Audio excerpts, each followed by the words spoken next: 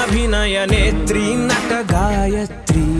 మనసారా నిను కీర్తించి పులకించినది ఈ జనధాత్రి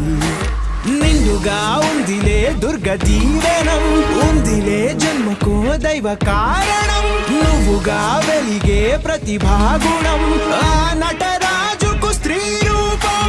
కళకే అంకితం నీ కణకణం వెండి తెరకెన్నడో ఉందిలే రుణం పేరుతో పాటుగా అమ్మనే పదం నీకే దొరికిన సౌభాగ్యం